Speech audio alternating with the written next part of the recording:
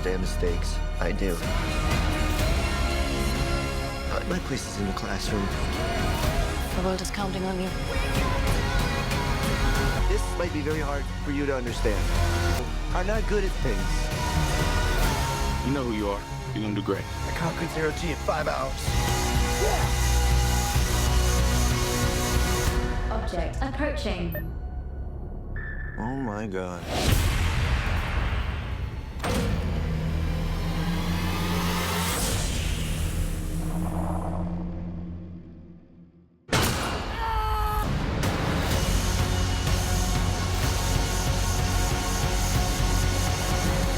Congratulations. It's extraordinary. As I just mentioned to you just now, the thing with this film, I've seen it twice, and both times I knew I was going to speak to you. And so approaching it as a cinematographer, thinking about trying to get into your brain, both times I've watched it, I've really tried to sort of analyze the film, and both times I've failed because I just get lost in it. I think it's a film where I'm already talking too much. I want to ask some questions. I love the movie, and I've got a million questions. But to start at the very, very beginning, I'd love to know how this project first came to you. Had you read the book? Was it a script? Was it a meeting with? No, I'd spoken to the directors a few times in the past about a few things, and you know, I was a big fan of their work, and I'd stayed in contact with them. And this came up. My agent called me. They called me. It was a kind of it was like, you know, it's the dance that you do when there's a project in the air. Yeah. And you know, I think there was around the strikes, if I recall, and you know, like I was doing something else, and this pushed and that pulled. There was a whole series of things, and this became available. And I read the script and loved it, and I love them as directors. Like everything they do is extraordinary. So, you know, when it became available, and it was, you know, I knew who the actor was. I knew, because Ryan Gosling. I love him as an actor, because he's so diverse, and everything he does is fantastic. Like, you know, whether or not you like the films or not, or they're your genre, they are fantastic, and he is fantastic, and he has great taste. So as do the guys. So I kind of put those together, and then the script. You know, the script was fantastic. So it became. I mean, it's quite daunting, a script as well, because when you read it, it doesn't read very complicated. Like it doesn't. It reads simply, which is maybe part of the joy of the film. Is that you don't read the complexities of the technicalities, but you read the story, and it's a pretty simple story at its core. Yeah. And that's kind of what you get out of the story first and foremost. But as you delve into it and you break down the script, you start to realize. I mean, you know, I don't want to bore everybody with every day going home just going. I mean, you know, weightlessness. Oh, not just weightlessness. I mean, there's a rock monster puppet with six legs, weightless in a ball or behind a screen. And he's got to emote, and he's got to move. Everything you could think is a problem. Yeah. You know, technically. Yeah. And when I'm very the film, like such a huge task to take on, and I think the film itself is a bit of a Hail Mary, if I can say that. In that it's sort of a two-hander between Ryan and a puppet. It's an adventure film in space, but a lot of it is in small, confined spaces, and it's conversations. And you know, did it? I loved the book. I didn't read the screenplay. You loved the script, but did it feel like a gamble in any way for you? I mean, yeah, because there's a rock puppet with 6 legs that has no face, that has to have fun, has to almost die. You have to care about, and you've got a guy in space that it could be like you might want to slash your wrist after 15 minutes. Yeah. And the common thing in the production department, I mean, everyone's got production stories, and I'm not going to get delved too deeply, but you know, whenever you wanted something that was more complicated than just a camera or a bit of kit, be like, well, it's just a guy in space, one guy in a spaceship. Yeah. How hard is that? You know, so and you go, wow, you want to get into that? Like, I'll tell you how hard it is. Like, and everything was hard. Like, how many scenes were in that lab? Yeah. You know, that lab itself. I mean. And how many states was it in? That way, you know, like every state conceivable. So, you know, from a lighting standpoint, I mean, again, I won't bore everybody with every detail of my problems over that 6-month prep period. But you sort of approach it in a way that you kind of try and keep it visually as simple as possible, knowing that it's far from simple. Yeah. So, you know, I mean, just look at the beautiful design of Rocky's ship, how complicated that is. But at its core, it's just a series of lines So trying to light it simply, trying to lens it simply, just trying to cut through all the science noise, you know, just to get to the heart of the story, which is friendship. And in your process of mapping out the film as a visual story, do you do a sort of your own breakdowns initially, and sort of, you know, this is warm, this is cold, I want this to feel this, I want this to feel that? Is that a thing you do for yourself? A little bit. Do you do that? A little bit. I mean, it depends on where you are. Like that, the cockpit's the other set that we were like, how many pages are in that cockpit? Yeah. And he's in that cockpit a number of times, and there's no room to move, and it's not like a classic Star Wars cockpit where there's kind of. So we did map out the color scheme of that, and obviously the guys, the directors are animation based. So we did do quite a number of sort of color bibles, sort of, you know, with their illustrators, with me. What was more important for me than the precision of the colors and all that was the rationale behind the colors and why the colors did occur, and why, you know, it could have very easily been, if you see all the footage of the ISS, it's all fluorescent lit. Yeah. You know, and I don't know, it's like working in an office, I imagine, a weightless office that's, you know, a metre by a metre. And I'm pretty confident that if I was a psychologist, a lighting psychologist, sending somebody to space to save the planet, I wouldn't send them in a ship that looked like ISS, because that's depressing. Yeah. You would want to murder yourself after, you know, a period of time. And so the research that I did was kind of more psychology based about what light does when it comes to, obviously, the circadian rhythm. Everyone knows about what happens when you wake up, you open the blinds, and why you don't put your screens on at 10 o'clock at night. So that's become common knowledge now. You know, what's less common knowledge, obviously, is that there are lights out there that do exist that are for circadian rhythm that you can put in place of real lights for in basements and stuff. And, you know, we got one of those and we studied it, and we studied what it does. You know, red light does certain things about healing mitochondria and skin, and, you know, ultraviolet cleans. Like, there's a whole series of a basis of what light does for the human psyche and for bacteria. Yeah. And so we kind of utilise that, going, well, we don't want to make a film that's, I don't want to say colourless, because I didn't want to make a colourful film either, because I'm not a colourful cinematographer as such. But we needed to make a film where you did not want to murder yourself after 10 minutes. Yeah. You know, like, and it was really important, obviously, because, you know, we have to sit there for 2.5 hours, and we have to want to meet Rocky, and we want to have to save the planet. And so, psychology-wise, that was my driving basis, where, you know, the first time you see him, you know, it's daylight, someone's opened the blinds, it's morning. You know, that's the kind of feel where he could have woken up in a really interesting Japanese hotel, and that was the kind of, in my mind, what he was waking up in. Not in a spaceship, he was in a Japanese hotel. It was morning, the blinds had opened automatically. You know, there's a really weird looking robot, you know, as opposed to kind of moving the story in that kind of direction. Obviously, there were key colour points, like Adrian, like the green of Adrian, which we worked really hard at making sure wasn't too... Green's a tricky one to do, because it can be, if it's too green, it can get green screen. If it's too aquary, it can get like... It's a really tricky one to find. Yeah. So, yeah. And what about Earth? Like, because, you know, it felt like, in general, you gave a wonderful warmth to the spaceship. I felt like it did lean on the warm side, and there were warm sources, and there was a warmth to space. And you know, going back to Earth occasionally felt more desaturated and cold. Was that a conscious choice? It was. It was a fine balance, because we wanted to, like, you wanted Earth. You wanted to die for Earth. You wanted to survive, and you wanted to, you know, beat this thing that was killing Earth. So you wanted to go back, but then you didn't want it to be too garishly on the nose when it comes to making it too pretty. Yeah. You know, like, and it couldn't be too sunny, because that's the whole point. It's not. The sun's dying. Yeah. So, you know, like, how do you find that balance between it being not too sunny but still worth dying for? You know, and the classroom was an interesting one, because I remember when we shot the classroom, it felt quite dark in there. We were shooting on digital, and it felt quite dark in there. And Amy, our producer, who is incredible, has done so many films. If you don't know Amy Pascal, you should look her up, because she's amazing. She came and she goes, the audience has to want to, like, they want Earth to survive. It can't look like this. This is like, you know, one of your independent movies. And I went, just look at the monitor. Just wait until I'm done. Wait until I'm done. You know, I didn't overexpose, Yep. but I didn't also make it too dark. Again, it was a really fine balancing act of not making Earth feel too dreary that you wanted to leave it, Yeah. but also worth saving. Yeah. I mean, it felt.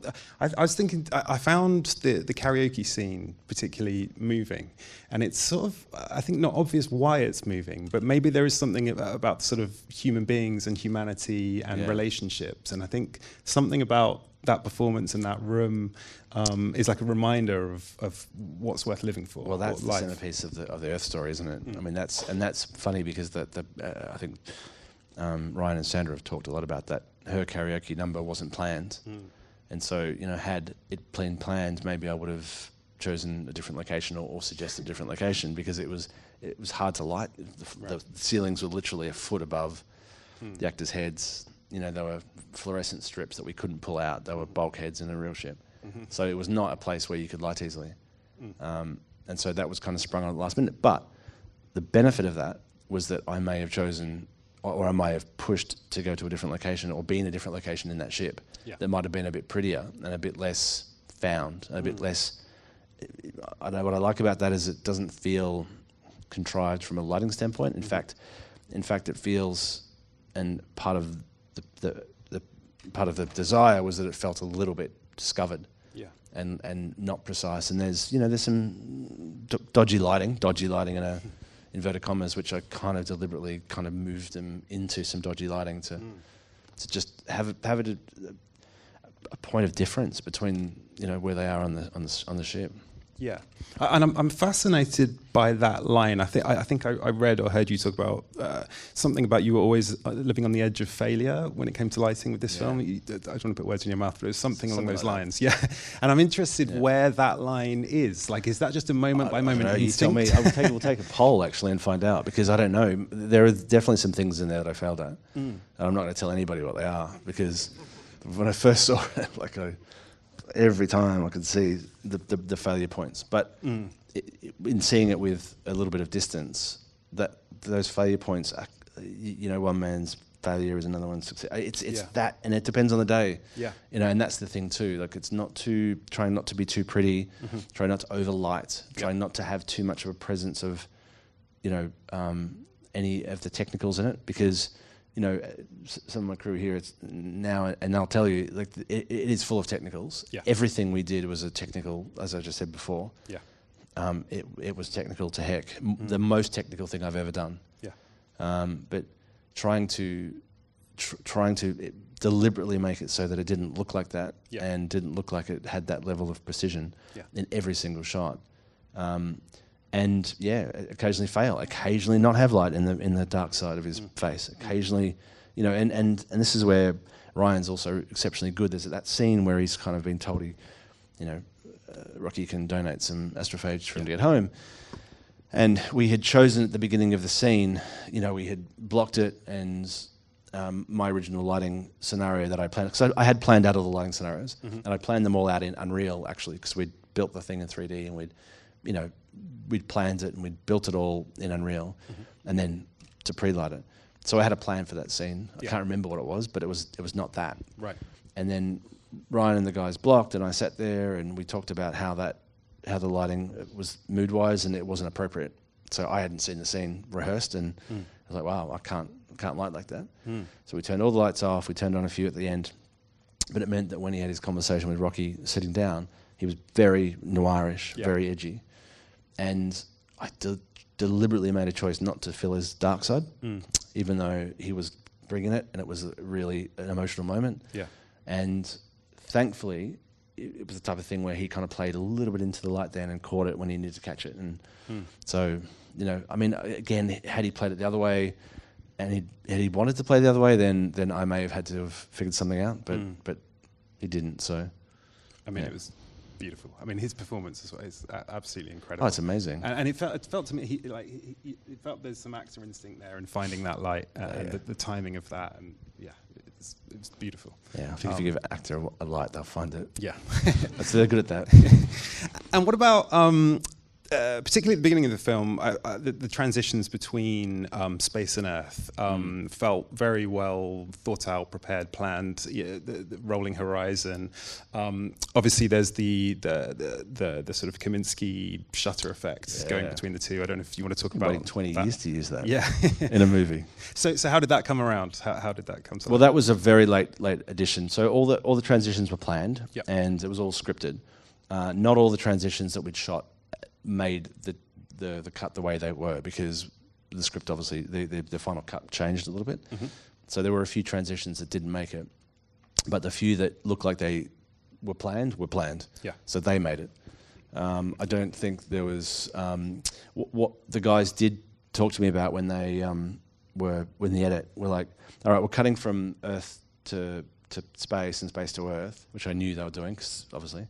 But they kind of said we were playing with this montagey type thing that's kind of like a series of flashbacks that he has before the flashbacks, and we kind of want him to have this kind of dream sequency type thing where, you know, and they use the cartoon reference of when, you know, in the cartoon flashes back to a memory, it has the wave effect, or you know, Premiere Pro, I'm sure there's a filter in that, right, where it does that kind of wave effect. And it said, but the good version of it. And I went, okay. So I thought about what that was doing, going between, again, I was thinking about this cinema actually in the BFI, because having just been testing in this cinema and the BFI for other movies, I kind of went, just the impact that goes from 240 to IMAX. I mean, particularly this screen, I would say. And I was like, well, it's pretty jarring going from, and that's the point. That was 100% the point. So it was like, how do we do it? Do you zoom up the 240 and zoom it out, or do you do something that's a little bit naff where you're kind of doing something with XY zooms? And then, I just happened upon, and also the other thing too is that we were playing a lot, as we know, with vertical flaring, and we're playing a lot with different, not necessarily vertical flare as well, but horizontal flare, angular flare, just to kind of discombobulate you as an audience. Not knowing if you're up or down, left or right. And kind of the flare does that a little bit, particularly in cinema. So the vertical smearing was the thing. And when that came up, I kind of went, well, yeah, if we smear it with the film. Now, we couldn't do that as a post effect, though. You can only do it by reshooting. So we reshot that footage, but on a screen so that it's smeared out, and then they applied it back in. Yeah, wow. Yeah, and it was great. Like I said, I've been waiting since I watched Saving Private Ryan. I read it in AC Mag, I think, to figure out a place to use it. And I found it, so now I can... It's beautiful. I mean, go home. Thanks. Yeah. and just for anyone who doesn't, I've read about the how you optically expanded for the IMAX frame with the 90-degree anamorphic. I don't know if that's something you want to talk about. I mean, did that come around during, I guess, prep? Had it been something you'd been planning or thinking about conceptually, and this was the movie to finally do that? Or no, we were playing with formats, playing with cameras and stuff, and I'd been testing the GFX. Which is now the Eterna, and I love that camera. I loved what it was doing, but it was definitely not ready to shoot a film like this at that point.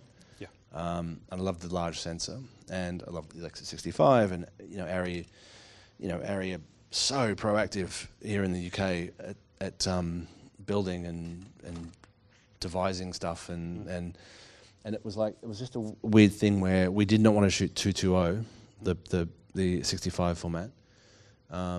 And I kind of played with a couple of vertical anamorphics, and I'd seen, I think, on YouTube with some creators that were doing they were turning lenses. Also, some people had been turning the bodies, which we tested, didn't do anything, but we tested the lens, and it kind of gave us the inkling of an idea that might work. And what it did, it gives you a very interesting. It just doesn't just give you the vertical flare. In fact, the vertical flare, you could argue, is distracting. So you probably wouldn't use that on a film that's not this, or you try and reduce the vertical flare because it's a thing. But what was interesting was that it actually gives you a different feel. It gives you more of a medium format feel. Even more so than the Alexa 65. So, Ari built some glass. We tested it some more. I mean, and it just worked. It wasn't without its foibles. It has edge fall off, has things that kind of you have to watch out for.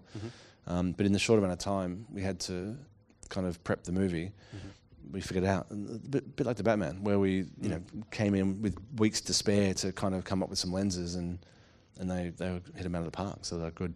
Yeah.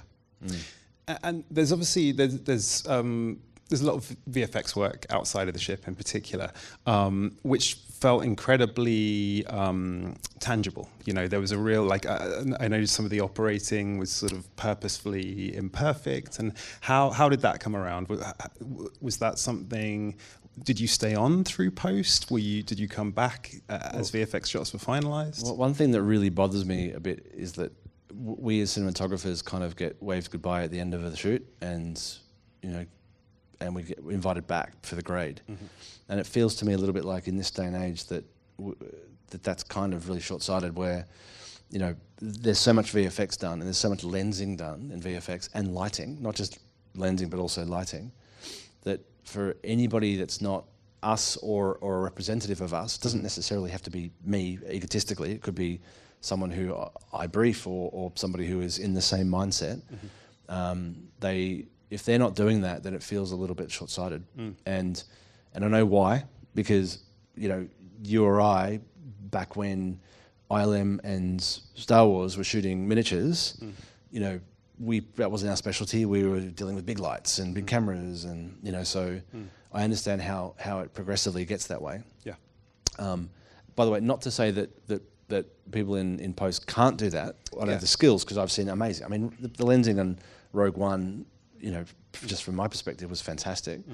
So that was between ILM and Gareth, who did that, and they did a great job. But on this one, we were using Unreal for a lot of previs, and effectively the animations of all the ships going past camera, sidling up to Rocky's ship, the cat and mouse game with Rocky's ship and and Grace's ship, and taking off and moving, and there was all kind of animated in Unreal. And in pre-production, we lensed a lot of that. We gave ourselves some rules, about being only in a place where a camera can be. Yeah. And then we broke those rules at times, like top of the ship for the astrophage thing. But we set ourselves some rules, and we stuck with those. And it was a bit of lensing in post and lighting in post. Yeah. And also the advantage of that, which I found really amazing, and that's where I think as cinematographers we need to kind of keep patting on the back the VFX people that allow us to do this, not allow more of encourage us, I guess, to do it. Yeah. And that was, like, for example, there's a few shots in there that we found in Unreal with the animation. Like, there's a shot where he jumps up for the first canister catch. He jumps up, grabs it, and then gets yanked back, and then lands. Now, logic tells you he's in space, you don't hit the ground. Like, there's a whole heap of logic issues that you kind of, we were questioning, going, well, what happens when you get pulled back? Do you then hit something and bang off? Or we wanted a good, sharp ending to it. And so in Unreal, with the lighting and the lensing that I'd done, like in the shadow, what happens, he pulls back and then he falls behind the silhouette of one of the engines. And it's like he disappears and then pops up again in the silhouette. And it's like we found that going, oh, that's cool. Yeah. All right, what a great way to tell the story of him. Again, you've got shadows, you've got sun, you've got all these beautiful stories that we're trying to tell, but you don't have to see him hit the deck. Yeah. You imagine he's hitting the deck and he pops up, and it's a comedy. It's a cartoon moment. It's a comedy cartoon moment. Yeah. And so we found that in that way. When the beetles were taking off, we found the shadow of a beetle coming up, shadow of a beetle coming up, shadow of a beetle, and then the first one comes up and then takes like it. Yeah. Again, just going back to the shadow motif without trying to lay it on too thick. But that's another part of working on set, and that's kind of where our specialties lay, isn't it? As cinematographers and working camera, is that's our specialties, is either lighting and lensing or both. So yeah, to be able to do that was a bit of a gift on this one, where I think we should try and make ourselves to avail ourselves of that when we can. Yeah.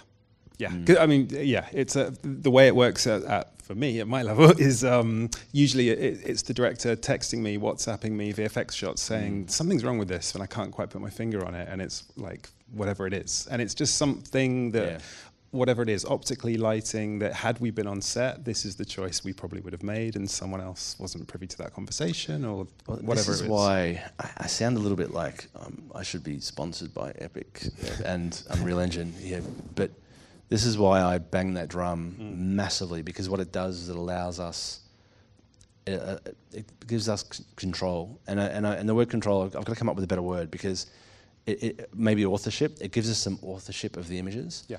And if we in prep or during the shoot or on a Saturday can lens some spaceship shots, then that follows through the film, because they've got the lens, they've got the shot then, and then we've lit it because we can control where the sun is. Yeah. So then that follows through, goes into editorial, and there's just by default, through sheer laziness, it ends up in the film. Yeah. Because no one can do better than it, so it ends up in the film. Whereas had we not been involved, like had I not been involved in those shots, and that were 2, by the way, out of 100 or something. So had I not been involved, then they still would be in the film, but they may not be as interesting. Right. Or as good, or they may be better. But like, you but don't it's know. Subjective, right? Subjective, and they're from my eye and my crew's eye. Yeah. So they are of the film. They are in the DNA of the film. Yeah. You know, and it's critical, and that's where I'm trying for us to own. Again, own's a terrible egotistical word, but for us to own and have authorship of that technology. Yeah. As well as the art department have it, as well as post have it, as well as even locations could have it soon to be able to start, you know, 3D scouting. So, you know, I mean, if I could have my time over again, I'd be learning Unreal well, so I could do it myself on low budget stuff when I couldn't afford someone to help me. Thankfully, for the last few jobs, I've had someone to help me. So, and right at the beginning in prep, I was going to move forward to what you're working on now, but I won't on this. How detailed are you getting in pre-lighting in Unreal? Like how you know, for me, the pre-lighting of a physical set is my sort of biggest thing in a way. It's like all the anxiety leads to that point, and you hope you walk away with something that you're happy with and everyone's happy with. Are you able to sort of tick that box earlier in the process before things are built? I'm able to go 70% of there. Great. Yep. So I'm able to do a proof of concept, and it's close enough that I can go, that's the mood that I want. Yeah. You know, I'm working on, I mean, Tomas, who was my assistant on June Part 2, and on this was I think it was the virtual pipeline assistant or something. Like he was doing Unreal, whatever his title was. I'm trying, he's got the materials to put together some sort of Unreal tutorials about this, where these all were and what stage they were, how he got to that point. Like he's, you know, I'm just trying to find someone to help him do it, find the time to do it, because it's really interesting to see how far you can get along in the process. Like for example, the sun rig that we had on that, there's 3 windows. I don't know how, hopefully no one got so into the technicals of it while they were watching it that they actually know what I'm talking about here. But there were 3 windows, and they were all, one was here, one was at the top, one was at the side. And it was on a wide set. It wasn't a small little thing. So the challenge was, how do you light, that window goes up, over, break, up and over, break, up and over. How do you do that without 3 cranes, grips, you know, like all mixing up the timing and getting all confused, and just doing it for 30 minutes at a time when there's 30-minute takes of ad-libbing.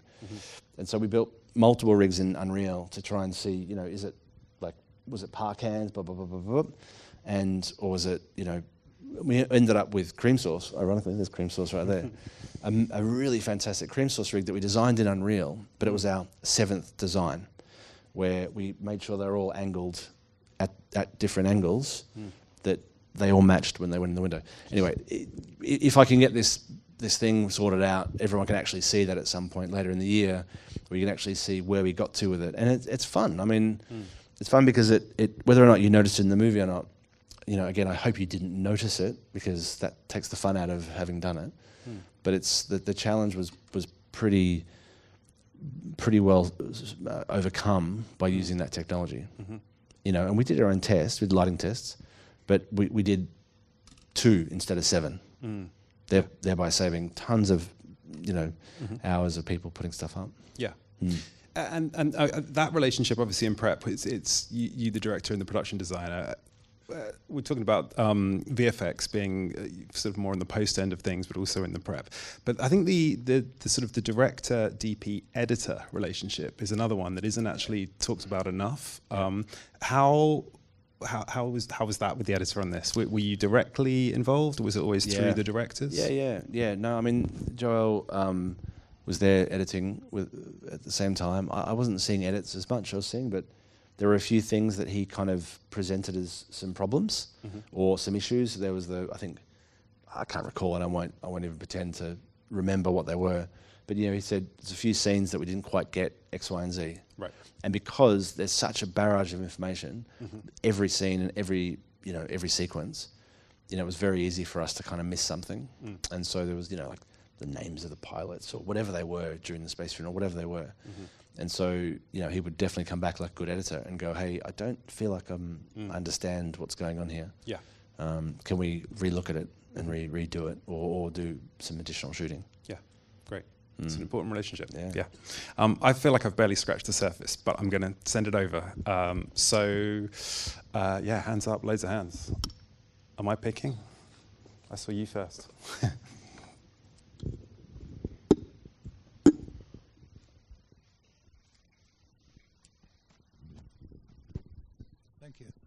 Well, congratulations on a milestone in the history of cinematography. This is really something very, very special. That's very kind of you, thank you. And last time we met, we talked about the possibility of 70mm prints, and I was lucky to catch the preview at the London IMAX. I was wondering if you were thinking about working with IMAX cameras, or maybe you're happier with the Alexa 65, say, and then a 70mm print.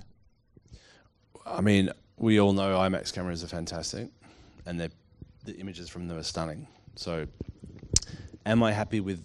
That's a bit of a tricky one to answer, because every project has its own set of parameters. So, had we been doing simple drama and dialogue, or not dialogue, but loud IMAX, but if primarily visual stuff, then IMAX film might have been the choice for us. But on this, because we're dealing with directors that like to ad-lib, an actor that likes to ad-lib, we're dealing with very small spaces, we're dealing with long run times, we're dealing with sound, close-ups, it just didn't feel like it was going to help the movie. You know, like ultimately, the end result of the movie is us sitting there forgetting about the technicals. And I always think, well, is the IMAX going to help or hinder the audience forgetting about the technicals, or are they going to respond to it? So in this case, IMAX film wasn't a possibility. But I'll tell you what, it didn't also want to feel digital either. You know, the Alexa 65, as we know, is stunning camera. It's, you know, one of the finest cameras ever built.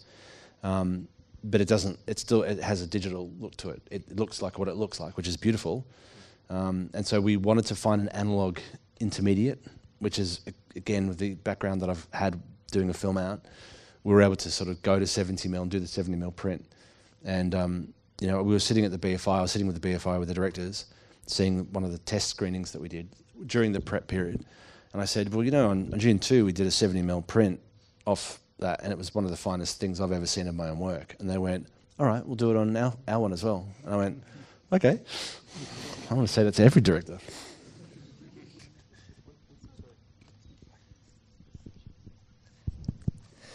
Thank you. I would just like to ask you, what would you say was the most difficult aspect about doing this film? I mean, we don't actually have long enough for it to all out. Like, genuinely, let's just start at scene 1, for example. Scene 1, the shot is him through a bag, his POV through a bag, right, where he's seeing flashing lights. So I wanted to do that. You know, when you do a flash on a light on a digital sensor, and it creates strobing. What's the off the shutter? Yeah, exactly. So I wanted to actually do a rotating shot, whereby the shutter rotates as well. So I tried to, and so basically I wanted to keep the image still, as in you're looking at the same flash, but I wanted the image to rotate, but you not see it rotate, you just see the shutter rotate. And that was shot one. That was the hardest challenge of shot one that I tried. I don't know if they actually made the cut or they used the one that I didn't do that in, because I think shot two was effectively the different gravities were really hard because we had to build sets twice, vertical and horizontal. Every lighting setup needed to be different, obviously different colours. That's easier now with coloured LED, but it needed to be different quality as well. So, you know, when he woke up, it needed to look like there was a big sky outside, and then later in the film, it needed to look like there was a kind of like a warm reading light. So, you know, changing the lights for every single scene. The weightlessness was obviously hard for everybody, more so for Ryan than myself. But what was probably the hardest thing was that the glass between Rocky and Grice, because everything between Rocky and Grice had to have glass. There was not ever a scene where there wasn't something between them. So that glass needed to be a substance that was workable on set, and glass is not workable. It's too heavy, and it can smash, it can be dangerous. Perspex is a horrible substance because it scratches really easily, and it's bendable, and so the production designer made a beautiful. It was Perspex, but it had a resin in it, and but we had to create something that felt like intergalactic, but not earthly, but lovely. And anyway, again, I could talk probably for hours about all the challenges, but that's three. Thank you. Go on, who's next? Up there, thank you. Hi, Greg. Is there any moments of surprise or unplanned moments that made the cut? Yeah, plenty. I mean, it was such a long time ago now. There was plenty, tons actually. I mean, everything Ryan did was pretty well unplanned, I could say. I mean, we had a great script, right? But a lot of, you know, Ryan's ad-libbing was kind of all unplanned. You know, a lot of what the directors would sort of bring up at the last minute would kind of be unplanned. I mean, again, they come from an animation background, so a lot of what they would suggest wouldn't be necessarily something that a live-action director might suggest. Like, talk about, I mean, that transition as a perfect example. Like, they talked about a cartoon transition. And I'm not saying that a live-action director wouldn't, but their brains their brains are wired differently. They tell stories differently. And from that, I found it really challenging because that's not necessarily how my brain is wired as a professional, serious cinematographer. You know, I do things seriously, and, you know, I do things properly, and, you know. And when they talked about making stuff look like Scooby-Doo, you know, I mean, and the rotations was something we talked about a lot because we did have a head that, you know, that could deliberately do that. But there were times they wanted to rotate the camera that I was a bit like, wow, why? I think there's even a handheld one in there somewhere. Well, at the end, maybe. Yeah, where he picks up the rocks in Herod. But that became a bit of a theme as well. You know, particularly when he gets thrown on the ground. He's looking at Carl. He's looking at the rainbow. You know, it just became a bit of a sideways thing. But I don't know. Sometimes you find stuff and it's just great. But I mean, a lot of the Ryan performance stuff was found. Thank you. Who's next? Hi, Greg. It's a pleasure to be talking to you today. Thank you. Thanks for coming. My question is, in terms of composing for a film, what do you make of the relationship between an image's potential to be visually alluring versus the idea that it can express, and what goes behind it on an ideological level? Well, It's a really deep question because it's something I probably can't express very well. I'm not a very expressive person verbally. So, you know, again, I think if you talk to everybody that knows me, like, I probably am a slightly deeper thinker than I am a verbal. I'm not a deep thinker, by the way, at all, but I'm saying like I'm slightly deeper thinking that I am able to verbalize those things. With this film, compositionally though, the important thing for me was to make sure that we had the loneliness of a single guy in space. I mean, that to me is like, if you think about that, for me is torture. It'd be like being buried alive, or being, you know, out at sea, or even under the sea, and you know, like it's complete. Like the idea of that is just, it's destructive. And so visually, I wanted to make sure that, you know, we as an audience sort of got that concept that he was alone. I mean, it's easy to put a single guy in a frame alone, but I felt like I wanted the audience not to be not to be bored, not to be too dark, not to feel like, I feel like it needs to be enough of a ride, an adventure, visually, that you don't think about it, and it's not too pretty and not too ugly. You know what I mean? It's like you ride the lightning of kind of lighting all the time when you try and light something beautifully or perfect or not perfect, or, you know, what I was saying before about on the edge of failure. So yeah. And just jumping off the composition, it reminded me, I meant to ask about the different formats at the same time, like protecting for the different IMAX formats. How, I can't, that would do my head in. Well, the way the ratio worked out was that we had a frame where we had a 4:3 crop. So I think that the native squeeze on the Alexa 65 was like a 170, the way these lenses squeezed, or something like that. So we cropped left and right for the IMAX 4:3, and we cropped top and bottom for the IMAX 1.9, and then we obviously cropped 2.40 when we changed to the normal anamorphic, the Mercuries. So there was a little corner in each of the corners that was never going to see the light of day, and so it was quite easy. That was a relatively easy thing to frame for. Right. Yeah. I mean, versus June Part 2, which was ridiculous because that was insanely hard to frame for. Between IMAX and 2.40, yeah. Thank you. Hello. Considering you're working on the Sam Mendes tetralogy now, on those 4, what's with the probes? What was with the Beatles probes?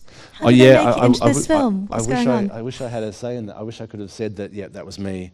That was me throwing an Easter egg out. It wasn't. It was purely dumb luck. I think that was in the book. I mean, I haven't read the book. Was it in the book? Do you know what I meant to ask as well? I've read the book and I can't recall. Seriously? It's so beautifully poetic for, you know, but is it in the book? I can't remember. Yes. It is, yeah. Wow. Okay, thank you. I only take, so at the end of the Beatles films, you'll find an Easter egg to whatever film I'm doing next, which I don't know what that is, so. That is very poetic though, isn't it? I could say, yeah, I put it into the film. Yeah. Let's put that out on the internet. Let's pretend that I actually wrote it into the movie. Yeah. Where are we going? Yeah, I have a quick question here. Yeah, by the way, Dune 2 is my favorite film from you. Thank you. I just want to ask about Not this? I mean, dude, I stood at the back there and I was like going, shit, this actually is looking pretty good. No, yeah, it's definitely looking pretty good, but for me, Dune 2 hit it. Yeah. Okay, cool. Thanks. I just wanted to ask about the filter that you use, like the kind of rainbow filter. I kind of just heard some stuff. Yeah, you heard it was cheap, right? Yeah, I heard that too, but I just wanted to hear from you, hear from the source, like why you picked the filter, what did it do for you? Yeah. Well, again, it goes back a few steps about rather than just an aesthetic choice. So it goes back to what we talked about before about the screen between them. It goes back to what the film represents as it comes to friendship. It's light. It's what the sun does. It's like, you know, everything the sun does that just keep reminding us as an audience kind of what the film's about. You know, it's not yes, it's about the son dying, and yes, it's about that, but ultimately it's about friendship. So there was a few parallels in there and a few kind of visual motifs that I found were appropriate, and rainbows were one of them. But if you say it like that, if you bring it up in a meeting and go, I want to make a film with rainbows, it's a bit kind of, it doesn't sing. So I tested these rainbow filters. I tested some flare filters, some blue flare filters, because I wanted to possibly look at the idea of flare rotating as well. So choose lenses or have less flary lenses and then have the flare rotate subtly. Mm-hmm. And I tried this rainbow filter, and because again, part of the problem was you're looking through glass or through perspex, and it can be you need something. You feel like you need something, and so it became a bit of a motif. The rainbow thing with Rocky's in Rocky's world became a motif. That when we're in Rocky's world, we have a bit of that rainbow effect.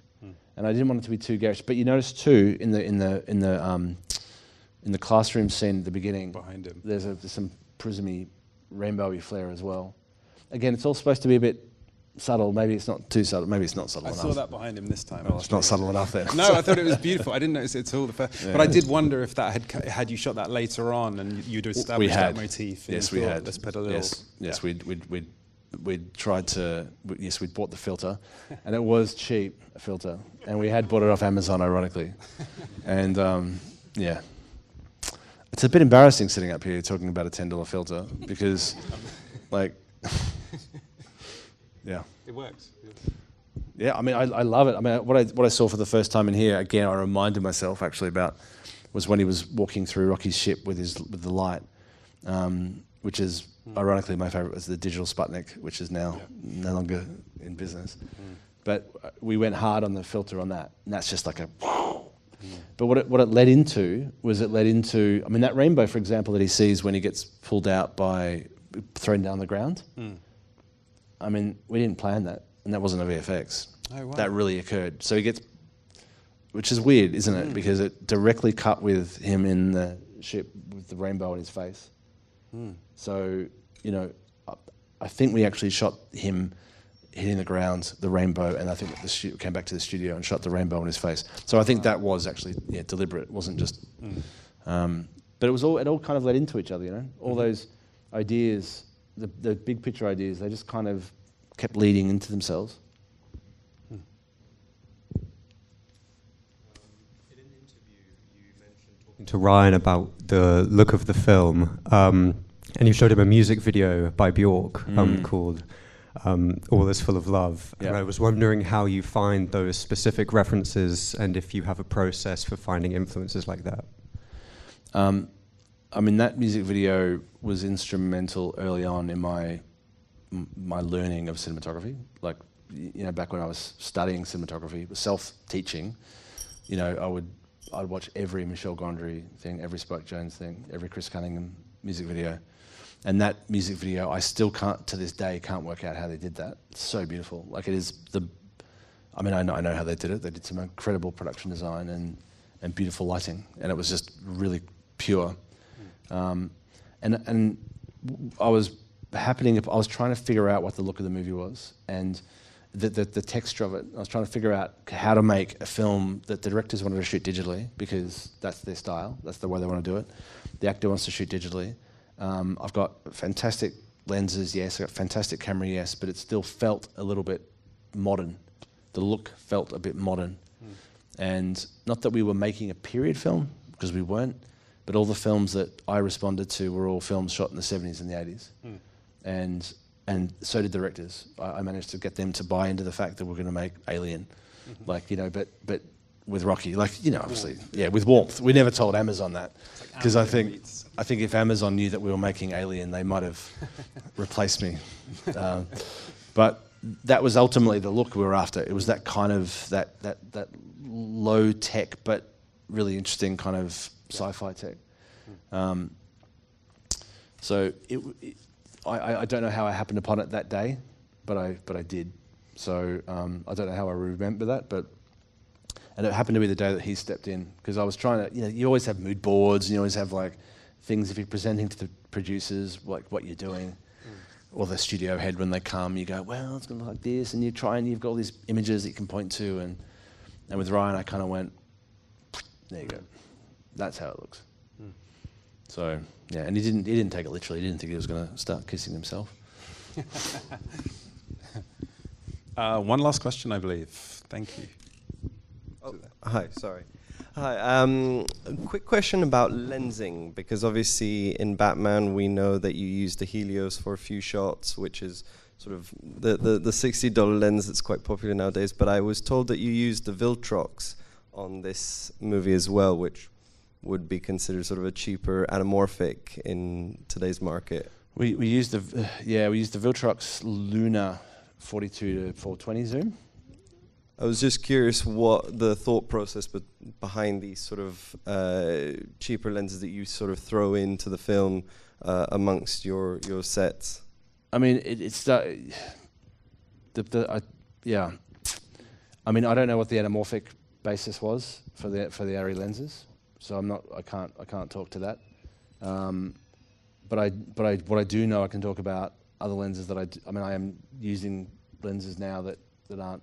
It's not about how much they cost. It's kind of how they look, and that's the thing I try to disassociate myself from. And I know we just talked about a $10 filter, and I sound really cheap when I'm going, I only want to use cheap lenses. I'm not paying for this stuff. This is the thing. Like, I don't get paid to save, hundreds of dollars on filters. I don't get the money back, so it's no benefit for me to save money on it. But it's like a rainbow filter I couldn't find for $5,000 or $2,000 or $1,000. The lens that we used. I mean, the Helios we did not use on Batman much. We used a little bit, right? But we used primarily the alphas. But we used it on Dune too. So I have used it enough to be expert at having used it enough, and it just has the right look. It just looked right, and I think disassociating yourself from the cost of something versus what it does to you internally and the story, I think, is really important.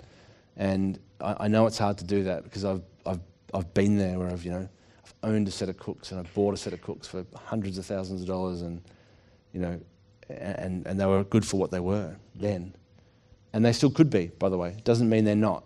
It just means that at that point for that thing, like we shot the Creator on an FX3. I mean, we could have shot on a like anything, but we chose the FX3 because it was the right for that job. We're shooting this film on the Electra 65, the top end, digital, because it was the right camera for the job. So lens-wise,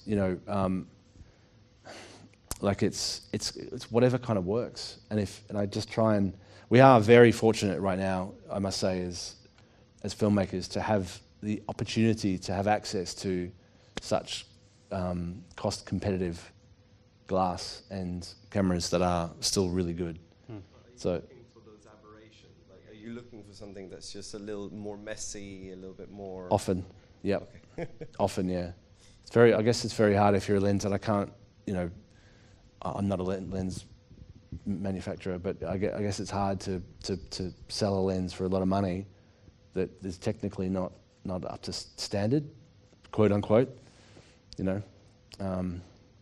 So I don't know. I mean, it's a tricky one because I know that I do also look realistically at the manufacturers who are making equipment for us as well, and I realise that it's a bit of a race to the bottom, price-wise, and it's not a good thing if we're, constantly trying to undercut. I say we. I mean, the industry is trying to undercut each other because suddenly there's no money in it, and the second there's no money in it, guess what? We're stuck with the equipment that we've made today, and then in 30 years we're still using the same equipment. So we need, I mean, again, I don't want to get into that, the money side of things, but, people have to make cash. Manufacturers have to make cash to keep helping us provide tools to improve our tools. Yeah. Yeah. Well, thank you. It's such a beautiful film, both cosmetically, thematically. It feels timeless. I adore this movie. I absolutely love it. I feel like I could talk all night about it. I'm sure there was 100 questions we didn't get to, so apologies. But please join me in thanking Greig Fraser. Congratulations on a beautiful movie. Thank you.